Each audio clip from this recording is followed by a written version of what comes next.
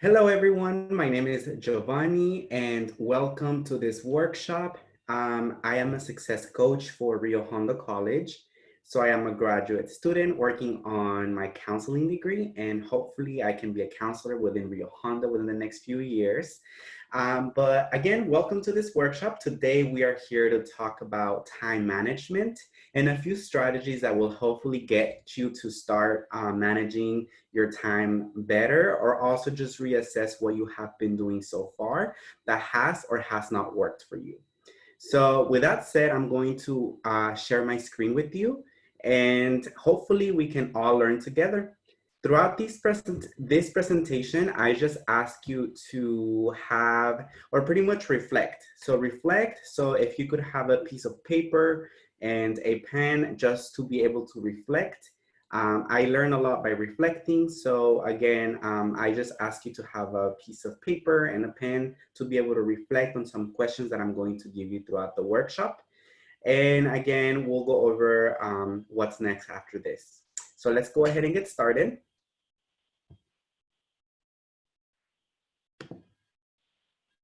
And here we go. So again, this is presented to you by the Student Success and Dream Center from Hondo College. And just one more time, this workshop is on time management. So some of the objectives of today are, the first one is students will be able to prioritize and manage school and personal life. And the second one is students will be able to identify causes of procrastination. So again, I want to put emphasis on prioritizing as well as procrastination. Those are some keywords that we are going to be coming back to throughout the presentation. So now let's talk about the big rocks of life. So pretty much this is an analysis of looking into time management, and it pretty much talks about rocks and a jar. So pretty much think of yourself as the jar, and think of the rocks or the content of the jar as stuff that you have to fill your time with. So I'm gonna go ahead and switch it to the next slide, which gives you a visual representation of what the jar means. So again, think of yourself as a jar, and think of the rocks, the pebbles, and the sand as representation of the things that you have going on in your life. So for example, on this specific image to your left, you're gonna see a jar that is pretty full all the way to the top, right? And the reason for is because the sand is taking up a lot of space at the bottom, and then the pebbles are taking up, like, almost between the sand and the pebbles, they're taking up more than half of the jar, and then the big rocks, they are pretty much not fitting within the jar. So in this case, they're not fitting within yourself. So what do the rocks represent? So the rocks, the big rocks, are the important things in your life, such as your family, and some of your values that you carry with you. And the pebbles represent other important things, but not so important, such as school, work, and other similar things to that. And then the sand represents any material things, such as social media, such as maybe hanging out with some friends too, depending on the content of why you're hanging out with your friends, right? So again, the sand is not so important things. The pebbles are important things, but not necessary and essential to life. And then the rocks are the very, very important, the core to us, like your mental health, your relationship with your loved ones, like your family. So those would be the very important ones that if the other rocks were to disappear, you can still survive off of the big rocks. That's like the foundation to your life in a way. So basically the one that we were mentioning, the one on the left, that one specifically, as you can see, it's not necessarily prioritizing well, because it's being filled by unnecessary things with the sand and things that are not so important, like the pebbles. And then the rocks are not being prioritized at all, and they don't even fit in the jar. In comparison to the one on the right, you first place the big rocks at the very bottom, followed by the pebbles, and then followed by the sand. So if you think about this, So theoretically, you are prioritizing the foundation of your life. So pretty much the big rocks of life, right? So you're prioritizing your health, you're prioritizing your family, you're prioritizing whatever core value you have for yourself. And then after you find the time to do that, you start placing the pebbles. So the pebbles are those things like such as work and again, school that are important. And after that, you still have some room for other material things, like for example, social media or going out on a weekend, right? Very material things that can pretty much fill the rest of your time that is not being used for other important things. So again, just to reassess what we talked about right now is we're talking about prioritizing. So I just want you to think about these or remember the jar and the big rocks sort of as a representation of your life and as an example of how important it is to prioritize what goes first and how you spend your time. So again, this workshop is on time management. So this is a great representation of how you can spend your time.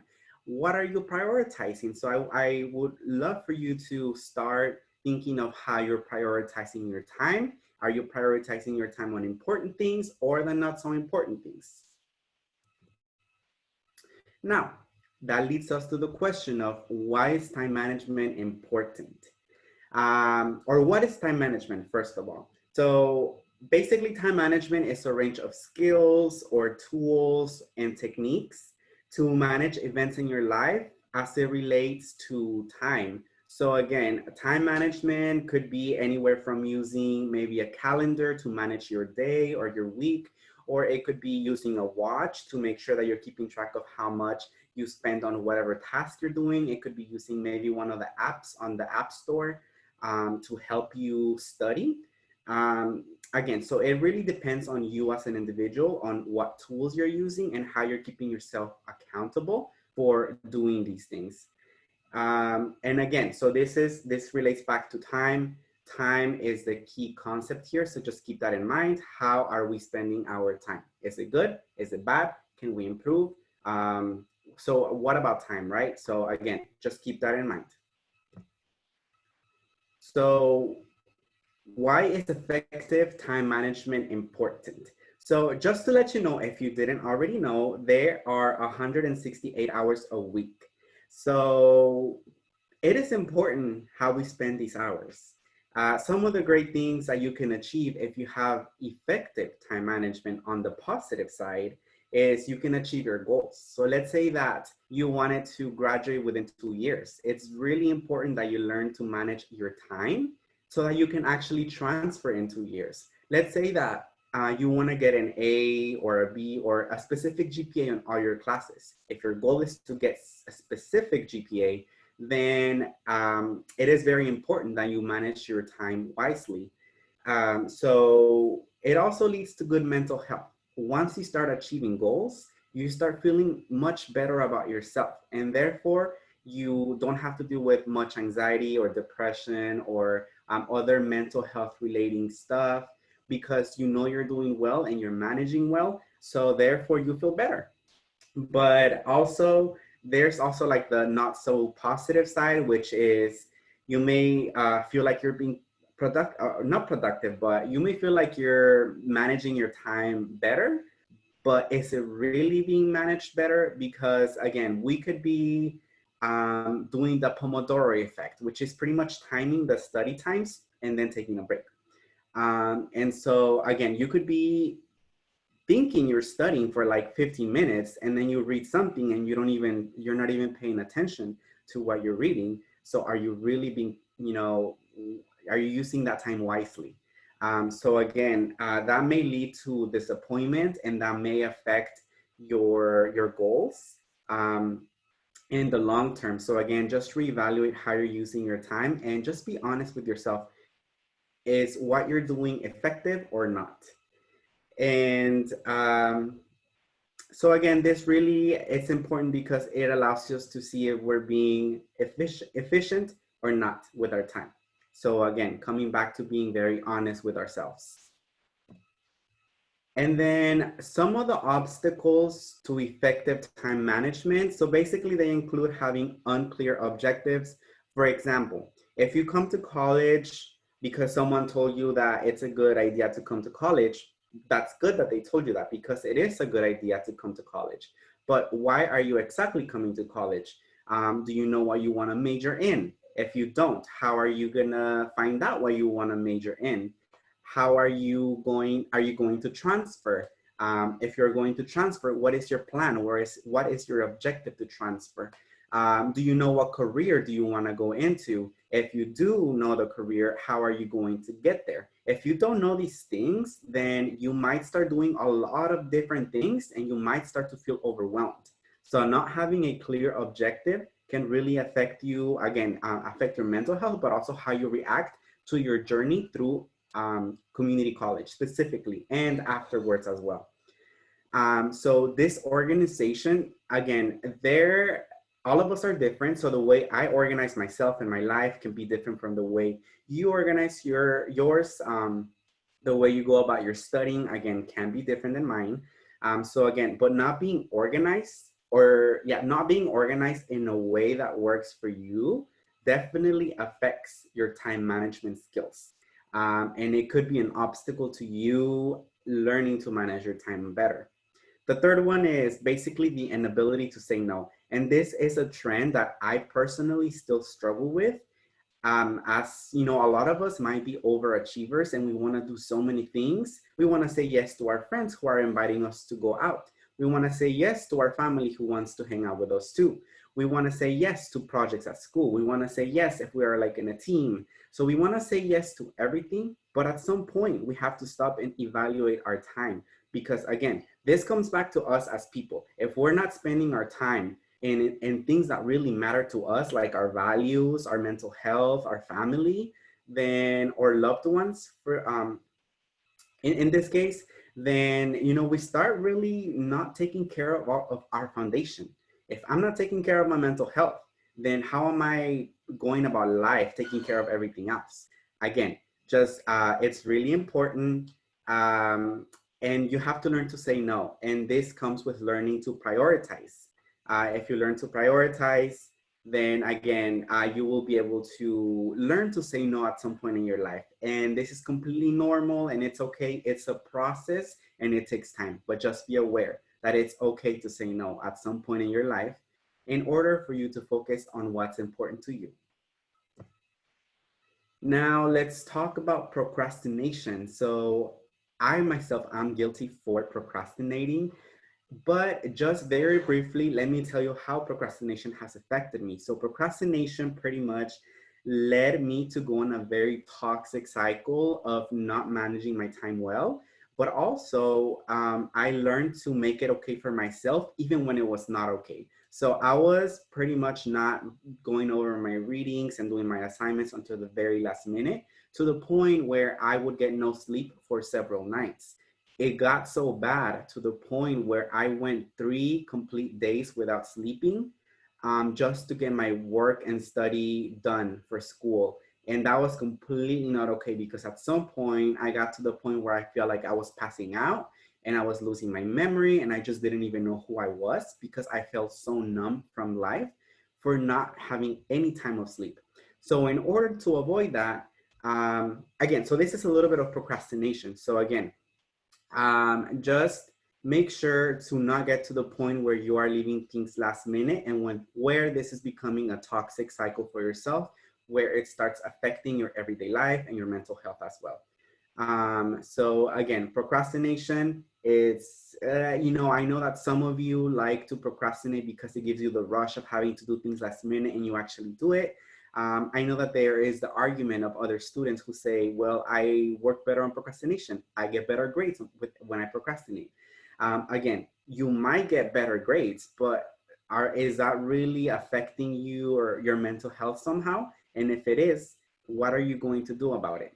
Again, we all have different takes on procrastination, but I do ask you to take some time to evaluate how you're using your time, and if you are procrastinating, how is that affecting you and what are you going to do to make it better. And we are going to talk about some tools later in the presentation. So just to give you more tips and ideas.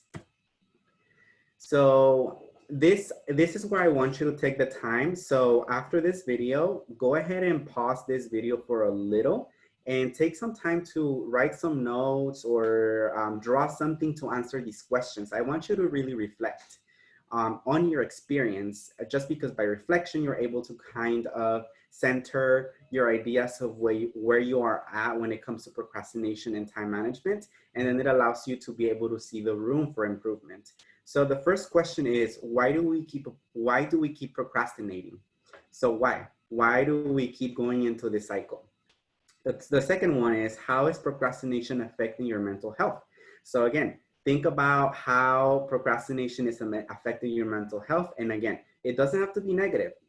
Be honest with yourself and, talk to yourself about what is procrastination doing to you. And then the last one is, what happens when you are not practicing good time management?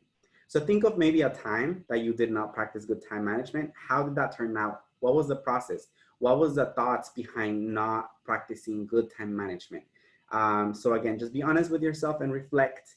Once you pause this and reflect, come back to the video and just continue watching. Some of the strategies for time management.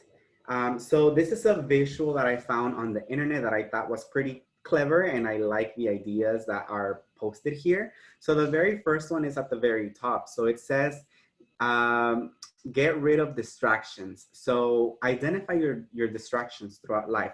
Is it a friend that is texting you all the time? Is it your Instagram notifications, your Snapchat notifications, your TikTok notifications? What is it? And some of the recommendations that this specific box at the top gives you, oh, it changed, there we go.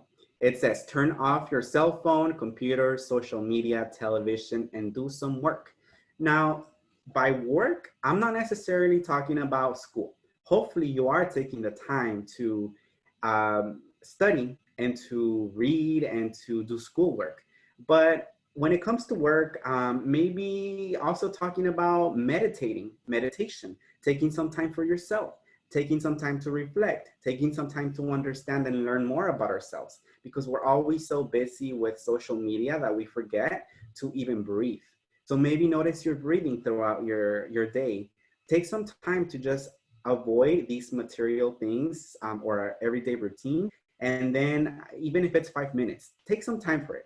Again, you can also apply this to schoolwork and turn everything off so that you can focus on specifically just doing your schoolwork.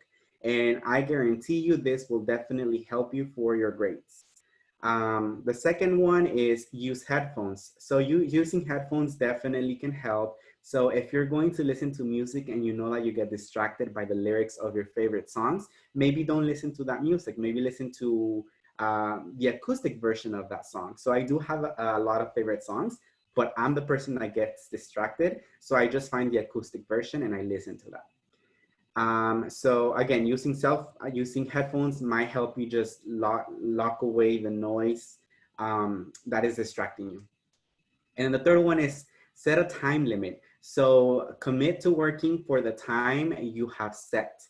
You will also know when it's time to take a break. So again, it's really important to take breaks as a reward for working hard. Now, some of us think that if we study for 5 hours, we're going to get the best deal out of that. And in reality is, you might end up, out of those 5 hours that you set throughout the day to study, you may not even use every single minute of those 5 hours to get your work done. And that's the reality for a lot of us, at least for myself. So between those 5 hours, maybe that could be your whole goal of studying for one day, but also adding some breaks in between can shorten or can actually strengthen your attention span. So you're gonna be able to pay attention to what you're doing better if you take breaks throughout those 5 hours. So again, set a time limit.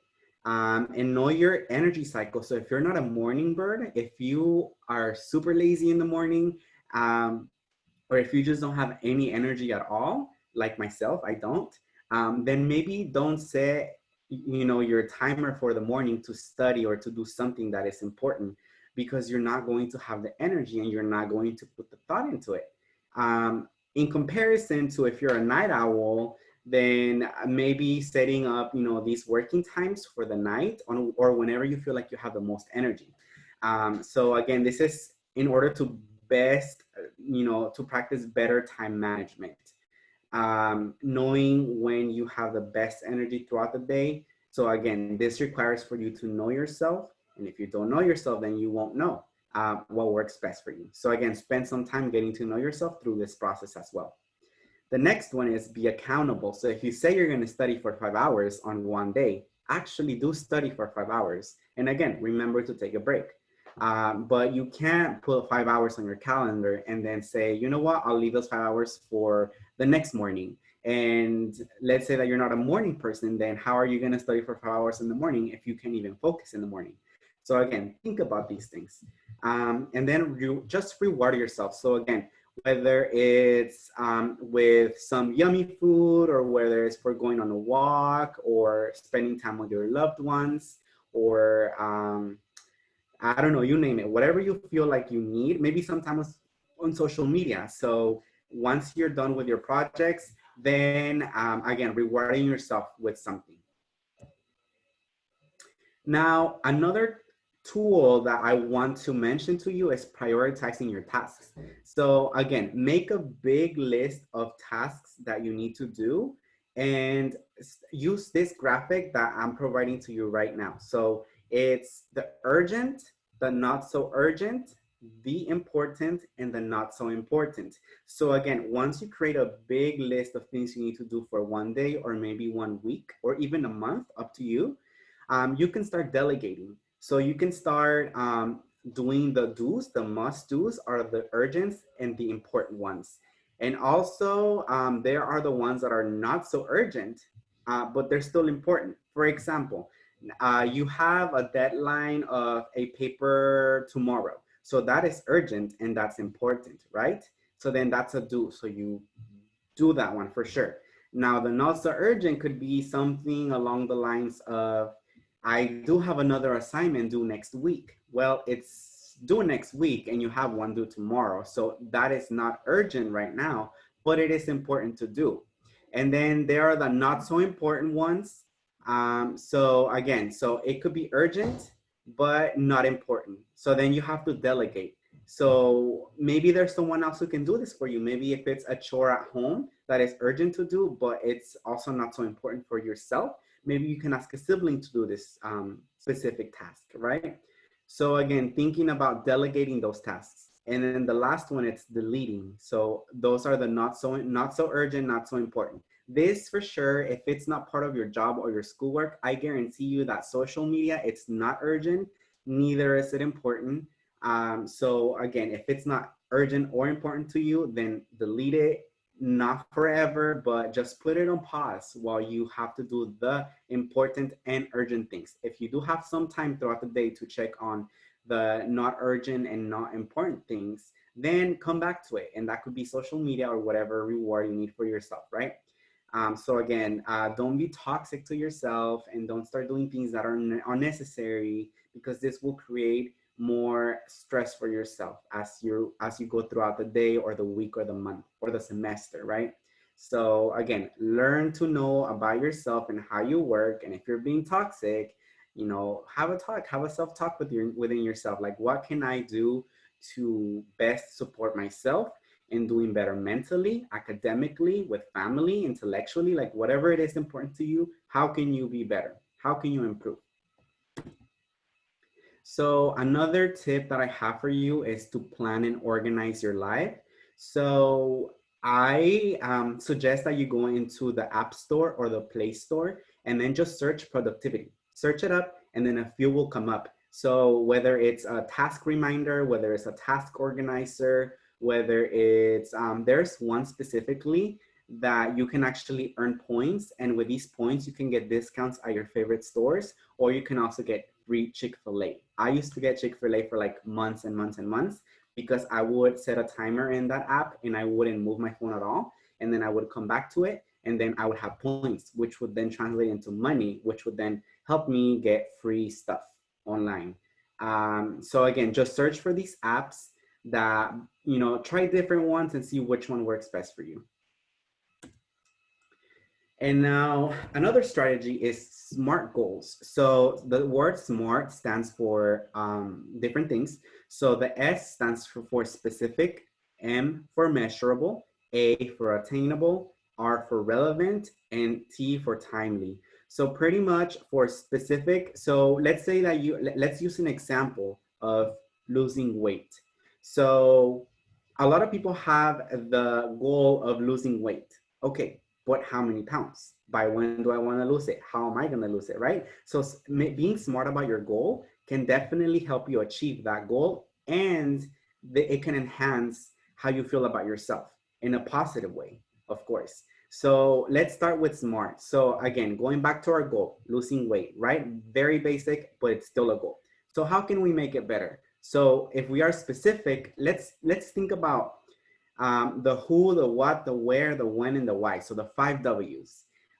So again, define the goal as much as possible with no ambiguous language. So define what that goal means to you. And then start thinking, who is involved in this goal? What do I want to accomplish from this goal? Where will it be done?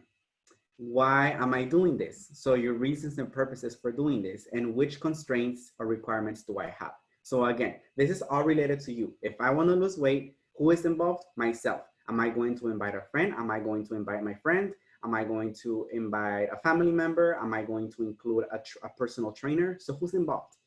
What do I want to accomplish? So again, I want to lose, let's say 50 pounds, right? I want to lose 50 pounds. So that's a goal.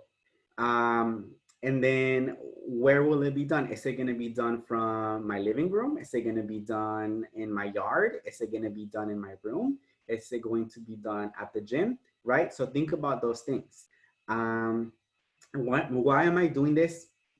So why do I want to lose weight? I want to lose weight to feel better about myself.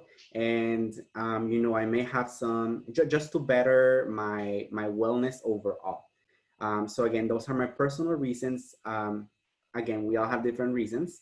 And then which constraints or requirements do I have? So am I able-bodied? Which means, am I able to physically do everything that I need to lose this weight? So again, just knowing your constraints or requirements for accomplishing your goal. So now moving on to measurable is pretty much considering, can you track the progress and measure the outcome? So how much, how many, how will I know if my goal is being accomplished? So again, can you track it? Are you going to track it through maybe counting your calories? Are you going to track it through maybe counting how many calories you're burning with one of those watches that help you count the calories? Or maybe counting the calories that you're eating every day? Or maybe timing yourself every single day, how long you work out, right? So again, how are you going to measure it? And then throughout the time, it's good that we know that we're making progress. So if I give myself 1 month to lose a specific amount of weight, it's good that every week I check my progress. So I'm measuring what I do every day to keep myself accountable in a way. So moving on to the A, it's attainable. So is the goal reasonable enough to be accomplished, and how so, right? So if I say I want to lose 50 pounds in 1 month, while it might be doable, that's a lot of pounds to lose in just one single month. So is that really doable? Maybe saying I want to lose 10 pounds within a month, maybe that's a little more doable. So again, you have to make sure that your goal is not out of your reach or below your standard performance. So again, 10 pounds for me sound pretty reasonable for 1 month, but for others, this might be underperforming. So you might choose to go for 20 or 30 pounds for 1 month. Again, it's really all up to you, but don't underestimate or overestimate yourself. Know yourself. And then for the R, it has to be relevant. So is the goal worthwhile while it meet your needs? So again, the goal of losing weight, it's relevant. Is it worth my time doing? If I really want to, of course, it's going to be worth it because it's helping my mental health when I exercise, but it's also helping my well-being, right?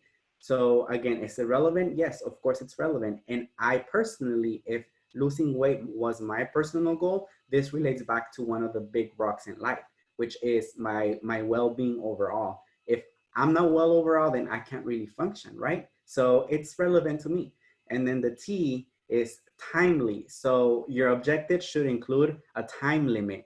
So I will complete the step by month, day, year. So it will establish a sense of urgency and prompt you to better time management, right? So again, if my goal is for 1 month to lose specific weight, yes. But what's my overall goal, right? So when do you want to have this done? What's your goal? Because if you meet your goal by your deadline, then you're bound to feel very excited to try it again or to keep the hard work, because by then you know that you have rewarded yourself by accomplishing your goals.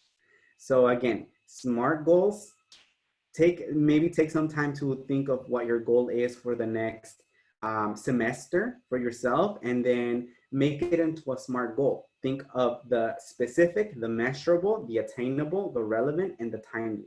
So again, make it into a SMART goal and use your time more wisely. So again, going back, let's practice. So take some time to write some goals that you have. If you just want to focus on one specifically, do it. And then if you need to pause the video and then go back to the previous slide, you can do it as well.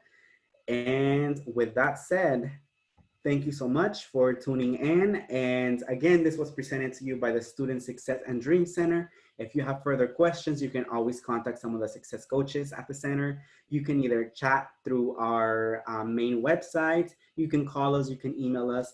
But again, thank you so much. My name is Giovanni, and if you have any further questions, feel free to contact us.